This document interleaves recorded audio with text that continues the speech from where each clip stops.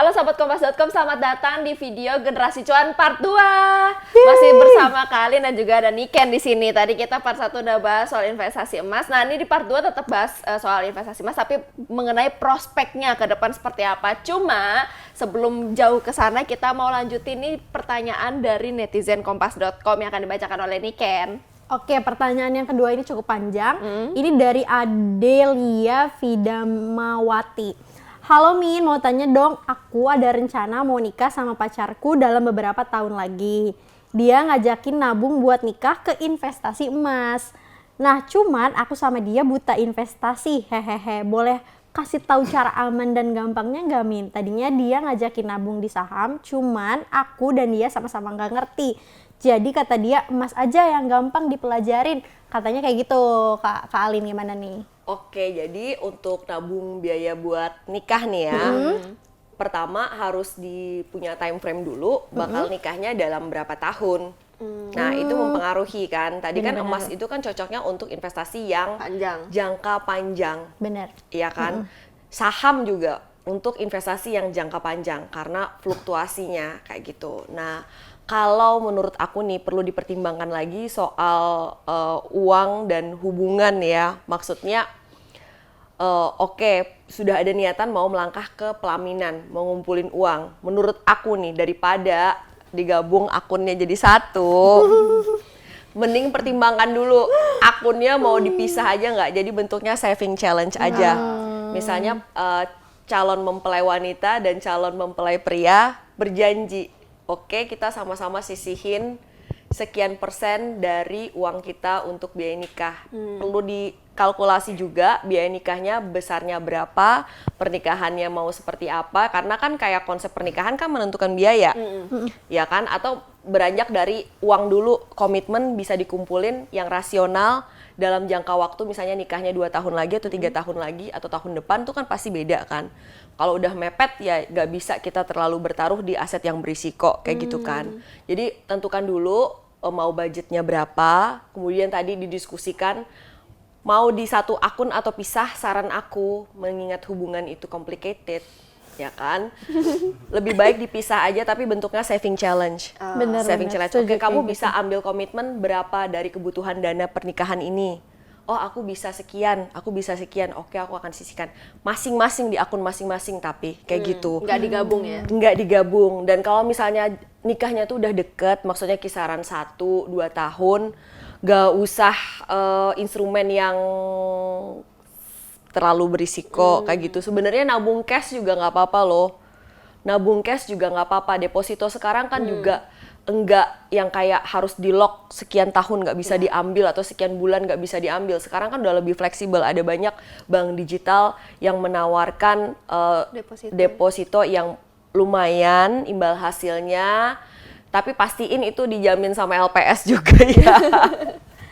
Kayak gitu. Tapi maksud aku kalau udah deket waktunya, udah jangan mikirin mau uang yang dikumpulin ini bisa bertumbuh berapa persen, nggak usah mikirin itu. Yang penting tuh uangnya kekumpul dulu, karena kalau pada saat kita mengincar imbal hasil yang lebih tinggi kan itu cenderung kita merisikokan uang kita lebih juga. Jadi yang penting menurut aku sih konsistensi dan habit komitmen kedua mempelai ini tuh lebih penting dibanding instrumennya apa. Bener. Pertanyaan netizen sudah habis ya? Sudah habis pertanyaan netizen. Kita lanjut tadi.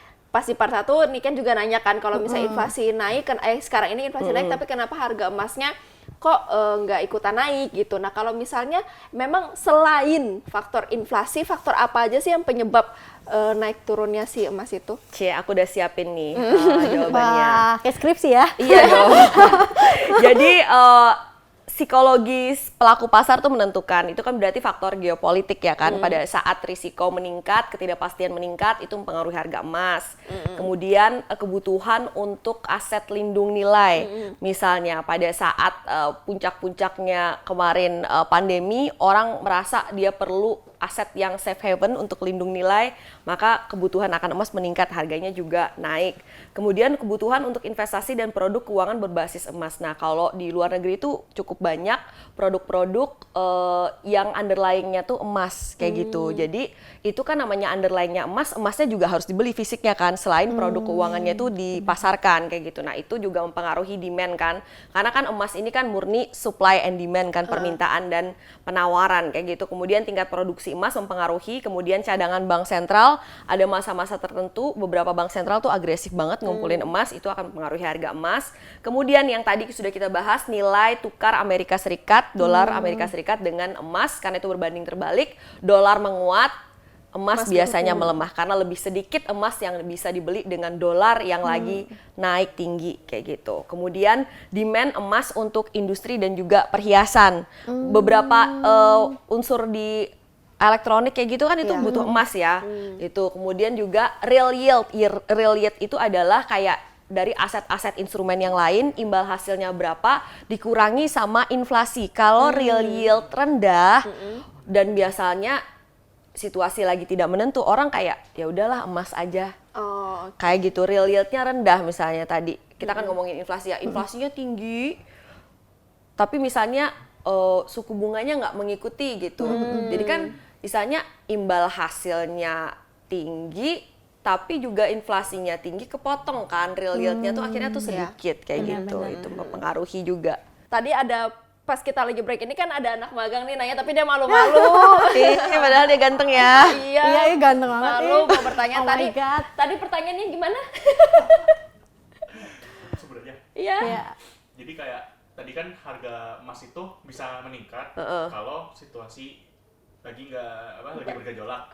Ekonominya. Kayak apa yang menentukan harga? Maksudnya gimana caranya kita tahu kalau waktu yang aman untuk beli emas gitu, waktu yang Tepat sesuai. ya. Nah, saya rasa itu menjadi pertanyaan banyak orang ya. Ini adalah salah satu yang susah dilakukan di market, itu adalah timing the market ya. Mencoba mencari tahu kapan sih waktu aku terbaik untuk membeli emas. Karena misalnya harga emas lagi rendah tuh bisa jadi lebih rendah lagi berikutnya.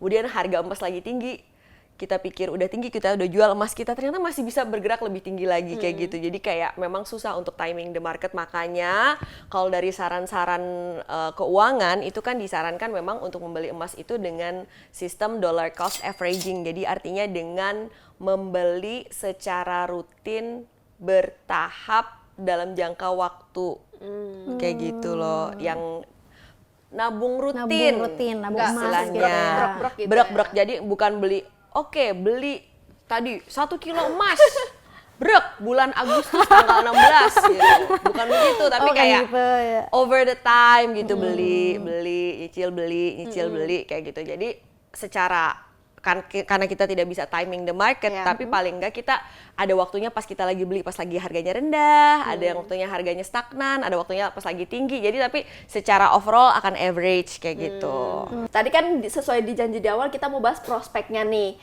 Apalagi udah mau menjelang kita mau ke 2023. Bagaimana sih Kak untuk investasi emas sendiri prospeknya ke depannya?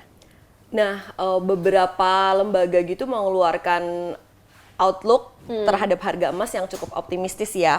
Kayak misalnya salah satu lembaga riset itu menyebut bisa ke 2.000 dolar Amerika Serikat per troy ounce. Tapi sekali lagi namanya harga emas ini kan kita nggak pernah tahu ya, ada banyak faktor tadi sudah kita bahas ya kan. Berarti yang perlu kita perhatiin adalah angka inflasi di Amerika Serikat apakah terkendali atau tidak, karena itu mempengaruhi kebijakan dari Bank Sentral Amerika Serikat. Apakah akan tetap menaikkan suku bunga acuan dengan agresif atau agresivitasnya mereda, itu akan mempengaruhi harga emas juga. Nah, jadi ya itu. Dan juga masih ada faktor-faktor lain yang itu bisa mempengaruhi harga emas. Karena kan kita tahu emas kan sebagai safe haven.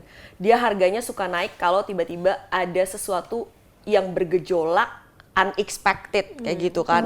Faktor X berarti itu tidak bisa diprediksikan dan diproyeksikan dari sekarang kan kayak gitu. Jadi ya selain data-data yang tadi perlu kita pantau, ya itu selalu akan ada faktor X yang bisa mempengaruhi prediksi terhadap harga emas. Makanya tadi dibilang emas ini ya sebaiknya memang dibelinya dengan dollar cost averaging kayak gitu dan dengan horizon jangka panjang karena tadi kita nggak pernah bisa time the market juga kayak gitu sih. Kalau tadi kan kita udah membahas soal membeli emas kan. Nah kalau misalkan mau menjual emas, boleh dikasih tips gak gimana nih biar kita bisa cuannya maksimal nih ketika jual emas itu? Nah, cuan maksimal itu kita tidak pernah bisa menurut aku di market karena Oh kita gitu, nggak kenapa pernah tuh? bisa time the market tadi. Saya kamu ngerasa kamu beli emas beberapa tahun lalu 600.000 per gram. Kamu jual pas harganya 900.000 per gram. Ternyata harganya nembus kok 1 juta segram. Kan nggak maksimal kan berarti? Iya sih benar. Iya kan? Nah, jadi namanya kita kapan jual emas, satu pas cuannya udah nutupin harga spread kita beli bisa. Oke, patokannya itu ya. Iya, tapi apakah misalnya kamu beli harga emas, misalnya waktu itu pernah beli 500.000, 600.000, kalau kamu jual bisa nggak dapat segitu lagi harganya? Kalau sekarang kalau misalkan maksudnya gimana? Belum tentu kan. Jadi itu berarti ada faktor lain nih yang perlu kita pertimbangkan. Berarti kita bisa jual pada saat tujuan, kalau kita jual uangnya itu bisa memenuhi tujuan finansial kita.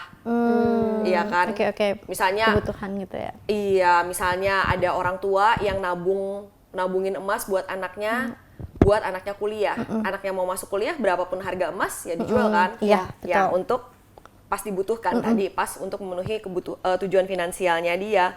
Kayak gitu sih menurut aku. Oke, terakhir nih Kak, bisa kasih, tadi kan udah ngasih tips untuk menjualnya. Nah, ini tips do and dance-nya untuk yang harus diperhatikan nih sama anak muda kalau dia mau investasi emas.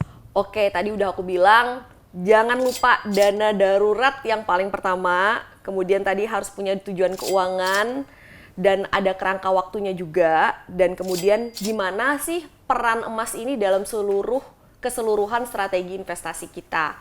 Karena kan sebenarnya kayak kalau dalam ilmu perencanaan keuangan itu alokasi emas itu disarankan 5-10% aja dari aset kita. Sebenarnya karena dia tuh kan dia tadi aset yang untuk bertahan defensif kayak gitu, dia bukan penyerang kayak gitu. Dan untuk cara metodenya disarankan yang tadi dollar cost averaging, jadi bukan dengan brek lamsam langsung beli satu titik kayak gitu, enggak. Kemudian jangan FOMO ya kan, takutnya kita beli pas emas lagi hype dan itu ternyata harganya tinggi. Dan belinya itu logam mulia ya disarankan, bukan untuk perhiasan. Terus biasanya orang juga beli emas nggak punya alasan yang jelas, asal sekedar naik aja kayaknya untung nih beli emas kayak gitu. Bener. Sama kayak kemarin pas dolar lagi tinggi-tingginya 15.000, orang-orang pada nanya beli dolar nggak saat ini. Coba kalau beli dolar saat itu gimana? Ternyata rupiah mampu melawan dolar kan, 14 ribuan lagi sekarang. Iya. Nah, jadi nggak boleh FOMO itu. Jadi kita harus balik lagi ke strategi keseluruhan kita secara overall tuh kayak gimana. Dan emas bukan investasi jangka pendek. Dan harus memperhitungkan biaya-biaya saat berinvestasi emas, baik emas fisik maupun emas digital yang sudah kita bahas sebelumnya. Itu Luar dia. biasa sekali. Semakin mengerti dan semoga 2023 kita semakin cuan ya goalnya Iya, ya tadi. Semakin Cuan. berkilau ya generasi cuan. Tuh, amin. Amin. Makasih banyak Kak Alin. Makasih Makasih, Kak Alin udah Mei dan memberikan Niken. informasi tentang Semoga emas. bisa memilih emas dengan baik, emas dan mas-mas. Emas beserta emas-emasnya ya. Itu dia obrolan generasi cuan kali ini bareng Kak Alin. Kita ngomongin investasi emas. Nah, terus saksikan program generasi cuan lainnya karena kita akan bahas investasi ataupun keuangan lainnya di generasi cuan di YouTube channel kompas.com. Jangan lupa diklik subscribe, nyalakan lonceng notifikasinya, cari di playlist generasi cuan. Melis, Niken, kru dan Kak Alin pamit semuanya. Sampai ketemu di generasi cuan yang akan datang. Pastikan kamu jadi generasi yang pandai melihat peluang. Sampai jumpa. Dadah.